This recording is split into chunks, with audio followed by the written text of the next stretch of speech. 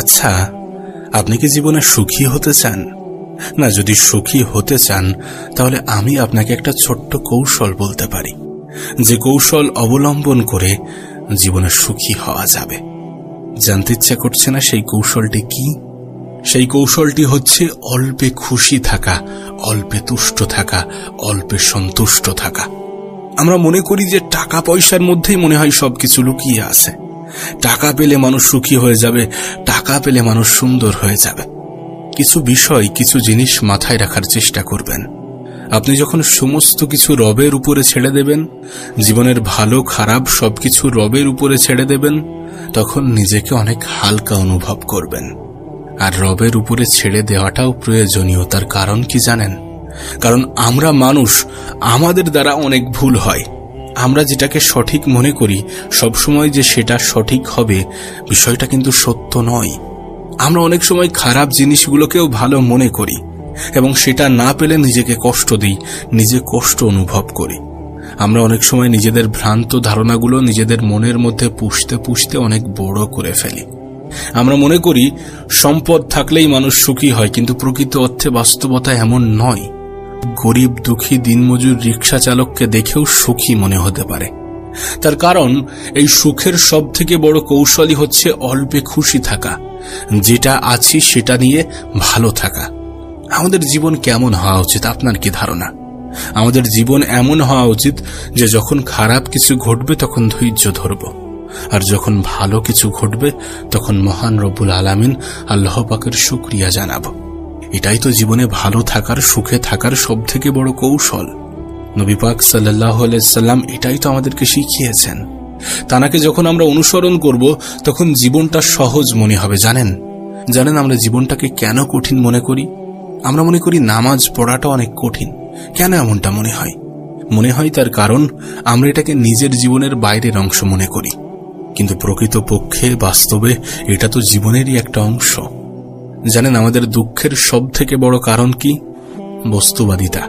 আমরা মনে করি এটা পেয়ে গেলে আমি ভালো থাকবো, আমরা মনে করি এটা হয়ে গেলে আমি সুখে থাকবো, আমরা মনে করি এটা পেয়ে গেলে আমার জীবনটা একদম পুরো ভালো হয়ে যাবে। কিন্তু বাস্তবে কি তেমনটা হয়? আপনি দেখবেন কোনো কিছু পাওয়ার আগের মুহূর্ত পর্যন্ত সেটা নিয়ে আমরা যতটা এক্সাইটেড থাকি, সেই জিনিসটা পেয়ে যাওয়ার পরে তা অনেকাংশেই কমে যায়। আপনি আপনার ঘরে এমন অনেক জিনিস দেখবেন যেটাকে আপনি যখন কিনেছিলেন, যখন আপনি নতুন নিয়েছিলেন, সেটা আপনার কাছে কত দামি ছিল, কত মূল্যবান ছিল, কত গুরুত্ব দিতেন আপনি, কিন্তু আজ সেটা পুরনো হওয়ার কারণে অবহেলিত। আপনি আপনার হাতের মোবাইল ফোনটা নিয়েই ভাবেন। এই ফোনটা যখন আপনি নতুন কিনেছিলেন, এটা আপনার কাছে কত মূল্যবান ছিল, কত দামি ছিল, কত যত্নে রাখতেন আপনি, কিন্তু আজ সেটা অবহেলিত। তার কারণ এটা পুরনো হয়ে গেছে। এই যে বস্তুবাদিতা, এটাই আমাদের সুখ দুঃখের মধ্যে জটিলতা তৈরি করছে।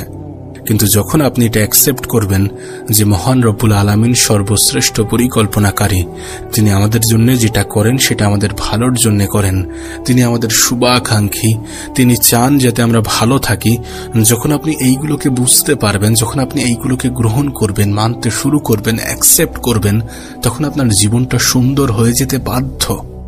আমাদের চিন্তা ভাবনা কেমন জানেন? যে চাই, আরো লাগবে, আমার আরো সম্পদ লাগবে, আরো খ্যাতি লাগবে, আরো সুনাম লাগবে।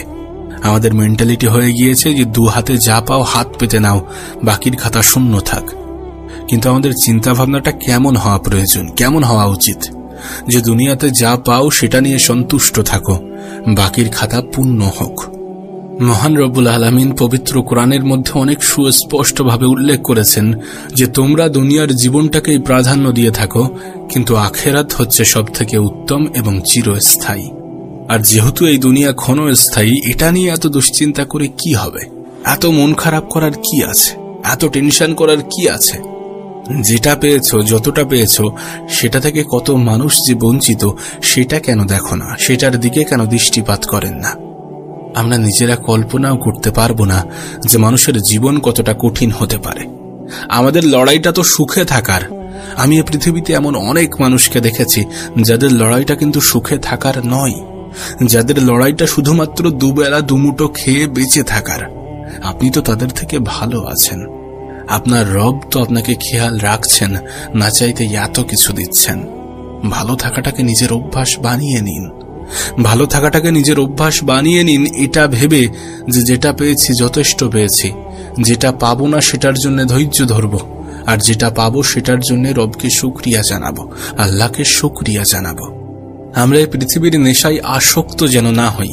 অবশ্যই এই পৃথিবীতে আমরা সমস্ত রকম চেষ্টা করব, কিন্তু এতটা আসক্ত হব না যে নিজেকে সবসময় দুঃখী মনে করব। আসলে কি বলেন তো, আমাদের হাতে না রেজাল্ট থাকে না, আমাদের হাতে রেজাল্ট নেই। আমাদের হাতে আছে আমাদের মেহনত, আমাদের চেষ্টা, আমাদের পরিশ্রম। দুর্ভাগ্যজনকভাবে আমরা আমাদের রেজাল্টকেই সব থেকে বেশি গুরুত্ব দেই। দেখুন, মেহনত করার পরে যদি আপনি মনে করেন যে না, আমি আমার তরফ থেকে 100% দিয়েছি, যদি আপনি আপনার জীবনে পরিশ্রম করার পরে আপনার মনে হয় যে না, আমি আমার তরফ থেকে সম্পূর্ণ চেষ্টাটা করেছি, তাহলে কেন আপনি টেনশন করবেন? আপনি কি জানেন না আল্লাহ পাক পরিশ্রমী মানুষদেরকে অনেক বেশি পছন্দ করেন? আপনি কি জানেন না আল্লাহ পাক তাদেরকেই পুরস্কৃত করেন যারা পরিশ্রমী হয়ে থাকেন? একটু ধৈর্য তো ধরেন।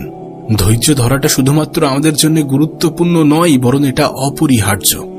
জীবনের কঠিন, জীবনের খারাপ সময়গুলোতে আমাদেরকে ধৈর্য ধরতেই হবে।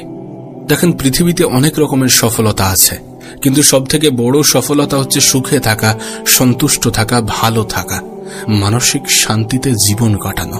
এটাই তো সবথেকে বড় সফলতা, পৃথিবীর সবথেকে বড় সফলতা।